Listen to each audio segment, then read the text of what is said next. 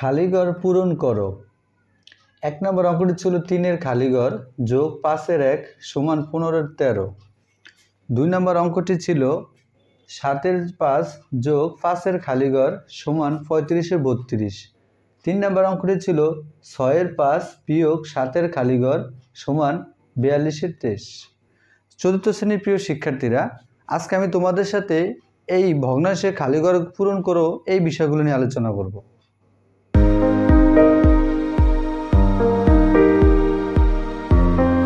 Hello viewers, তোমাদের গণিত বইতে ৮ অধ্যায়ের ১০২ পৃষ্ঠার ৫ নংয়ের যে সমস্যাটি ছিল সেটা হলো খালিঘর পূরণ করো। এখানে যে খালিঘরগুলো রয়েছে এটা হচ্ছে ভগ্নাংশের খালিঘর এবং প্রতিটা অঙ্কের ভিতরে ৩টা করে ভগ্নাংশ। তো এই খালিঘরগুলো কিভাবে খুব সহজে পূরণ করা যায় আজকে আমি তোমাদের সাথে এই বিষয়টা শেয়ার করব। ১ নম্বর যে অঙ্কটা ছিল ৩-এর খালিঘর যোগ ৫-এর ১ সমান ১৫-এর ১৩। আচ্ছা, যেখানে এত ৩টা ভগ্নাংশ, এখানে আমরা যদি এই ভগ্নাংশটাকে এটার পিছে নিয়ে যাই তাহলে ৩টা ভগ্নাংশ থেকে আমি 2টা ভগ্নাংশ করব। আর 2টা ভগ্নাংশের যে নিয়ম, যদি মনে করো এই অঙ্কটার ভিতরে এই ১৫-এর ১৩ না থাকতো তাহলে থাকতো কত? ৩-এর খালিঘর যোগ ৫-এর ১।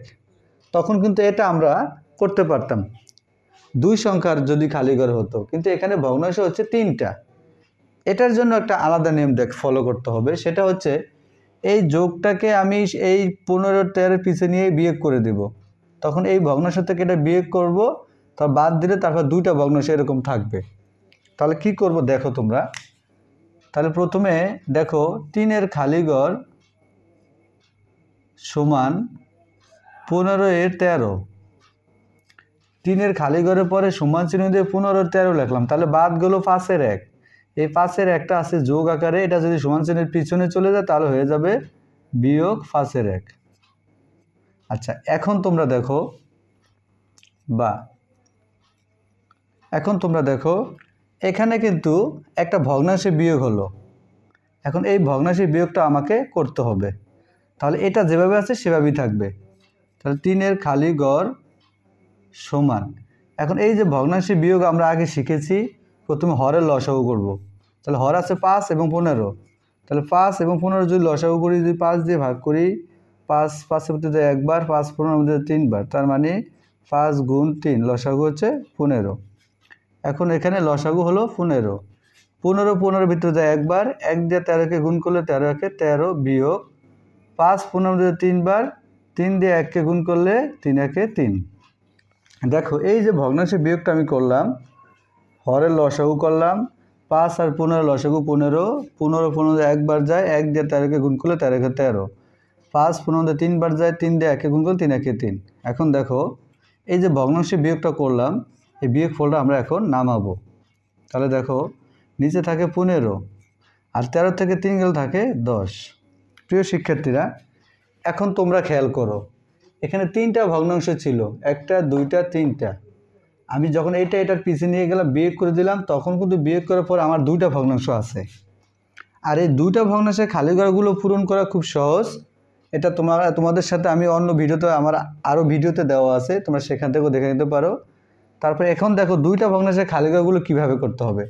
2টা ভগ্নাংশের খালিঘরগুলো কোণায় কোণায় গুণ করব। আমি এই কোণার সাথে এই কোণা গুণ করব এবং এই কোণার সাথে এই কোণা গুণ করব। তার মানে দাঁড়ালো খালিঘরটা সবসময় বাম পাশে রাখবে, যেহেতু আমি খালিঘরের মান বের করব সেহেতু খালিঘরটা বাম পাশে রাখবে। তাহলে এই কোণার সাথে এই কোণা গুণ করব, এই কোণার সাথে এই কোণা গুণ করব।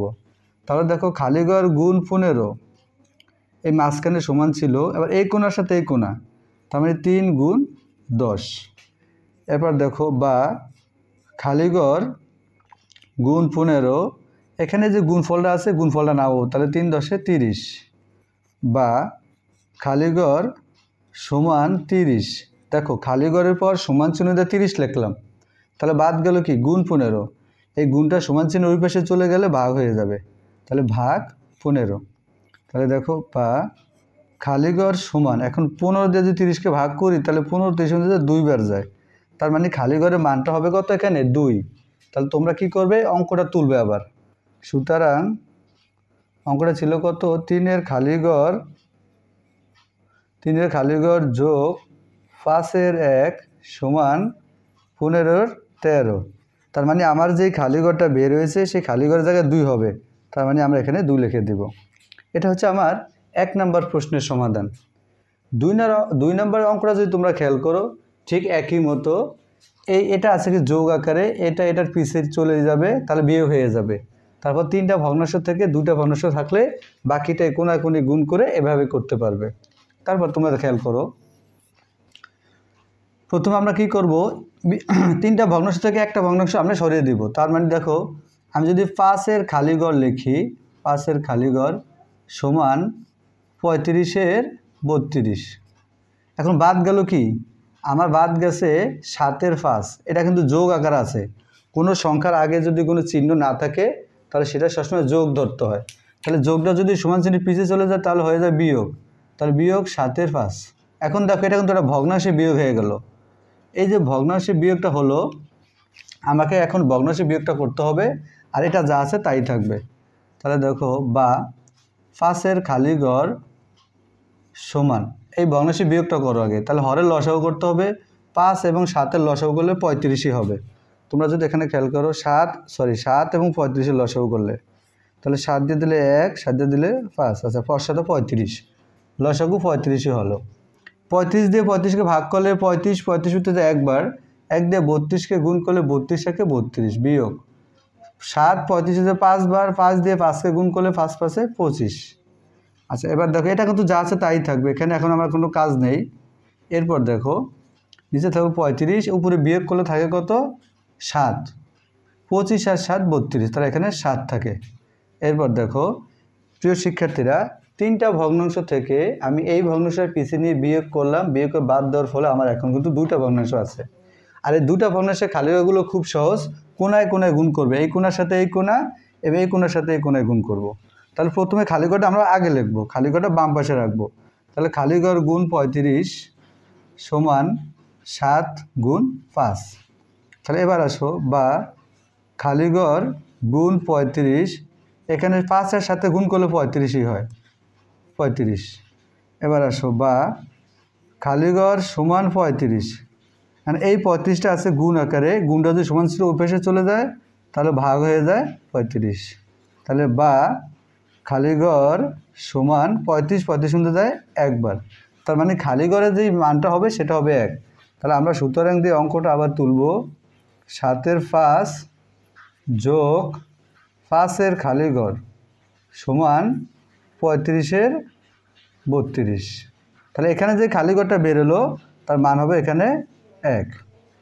প্রিয় শিক্ষার্থীরা, এরপর যদি আমরা 3 নম্বর অঙ্কটা খেয়াল করি, 3 নম্বর অঙ্কটা ছিল দেখো, 6-এর 5 বিয়োগ 7-এর খালিঘর সমান 42-এর 23।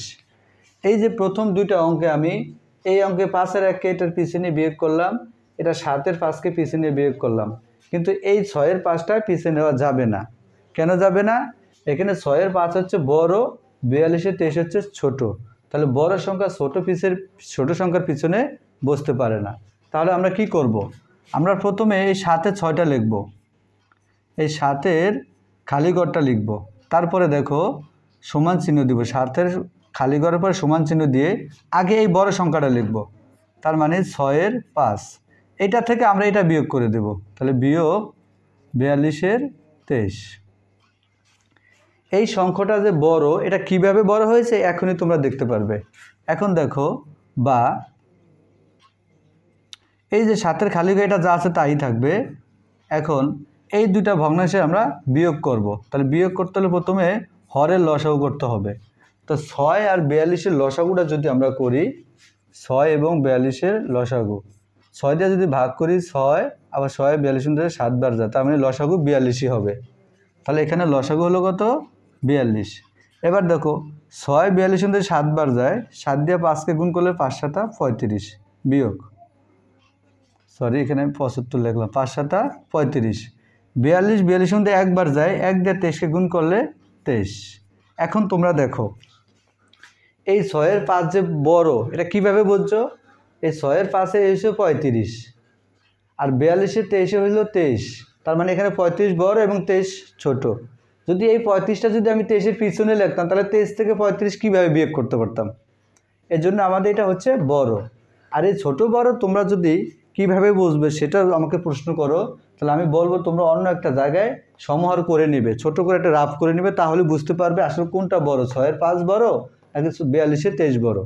আচ্ছা, এরপর দেখো আমরা কি করব, এটা যা আছে তাই থাকবে, এরপরে এই বিয়োগটা করব, তার মানে হর 42 থাকবে, অ্যান্ড 23 থেকে 23 আছে, 3 আছে 5-এর সমান 2, 2 আছে 3-এর সমান 1, মানে বিয়োগ করলাম, 35 থেকে 23 গেলে থাকে 12।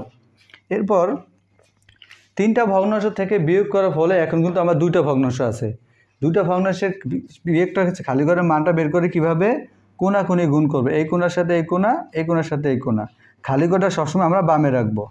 তাহলে কি দেখো, খালি ঘর গুণ 42 সমান 12 গুণ 7, তাহলে বা খালি ঘর গুণ 42, এখানে যে গুণফলটা আছে এই গুণফলটা আমরা নামাবো 7 12 84।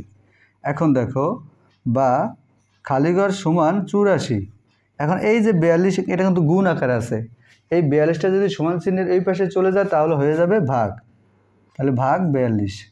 এখন দেখো তাহলে খালি ঘর সমান, আর 42 84 মধ্যে যায় 2 বার, তার মানে খালি ঘরের মানটা হবে আমার 2, এখানে যে খালি ঘর আছে খালি ঘরের মানটা হবে 2। তাহলে তোমরা আবার এই প্রশ্নটা তুলবে, সুতরাং 6-এর 5 বিয়োগ 7-এর খালি ঘর সমান 42-এর 23, তাহলে এখানে যে খালি ঘরটা বেরোবে সেটা মান হবে কত, 2। প্রিয় শিক্ষার্থীরা, আশা করছি তোমরা খুব সহজে বুঝতে পেরেছো। এর পরবর্তী যে প্রশ্ন অঙ্কগুলো রয়েছে সেই প্রশ্ন অঙ্কগুলো পরবর্তী ভিডিও তোমরা পাবে। ধন্যবাদ সবাইকে।